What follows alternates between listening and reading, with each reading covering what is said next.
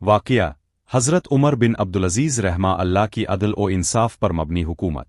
حضرت عمر بن عبدالعزیز خلافت بنو الفامیہ کے 8ویں خلیفہ تھے۔ اب کی خلافت اگرچہ صرف 2.5 سال پر مشتمل رہی مگر عدل، انصاف، تقوی اور زہد کے اعتبار سے وہ پوری خلافت راشدہ کا تسلسل محسوس ہوتی تھی۔ ابتدائی زندگی۔ اب کا تعلق بنو الفامیہ کے ایک معزز گھرانے سے تھا۔ جوانی میں اب کا طرزِ زندگی بھی دوسرے الفاموی شہزادوں کی طرح تھا۔ بہترین لباس، عمدہ کھانے اور نرم و نازک زندگی۔ مگر اللہ تعالیٰ نے اب کے دل میں زہد و تقوی کا ایسا شوق پیدا کیا کہ اپنے زندگی کا رخ بدل لیا۔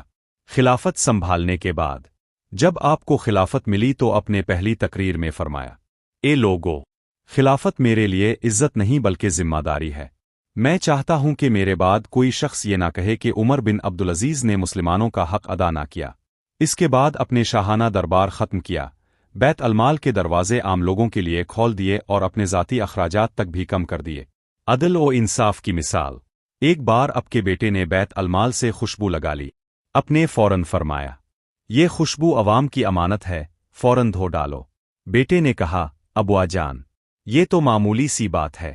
اپنے جواب دیا، امانت میں معمولی اور بڑی کوئی بات نہیں، اللہ کے ہاں سب برابر ہے۔ غریبوں کے حالات میں تبدیلی۔ اب کے دور خلافت میں زکوٰۃ جمع کی جاتی مگر لینے والا کوئی نہ ہوتا کیونکہ سب خوشحال ہو گئے تھے۔ گورنروں کی رپورٹ تھی کہ لوگ قرضوں سے آزاد ہو گئے ہیں، غلام آزاد کر دیے گئے ہیں اور شادی کے خواہشمند نوجوانوں کی مدد ہو رہی ہے۔ آپ نے 2.5 سال کے مختصر دور میں عدل و انصاف کی ایسی مثال قائم کی کہ لوگ آپ کو خلافت راشدہ کا 5واں خلیفہ کہنے لگے۔ اپنے وفات سے کچھ دن پہلے فرمایا، میری قبر کو زیادہ اونچا نہ کرنا، میں ایک عام انسان کی طرح دفن ہونا چاہتا ہوں۔ یہ واقعہ ہمیں یہ سکھاتا ہے کہ اگر کوئی حکمران ذمہ دار شخص عدل، دیانت اور خوف خدا کو اپنا لے تو قلیل وقت میں بھی معاشرہ خوشحال ہو جاتا ہے۔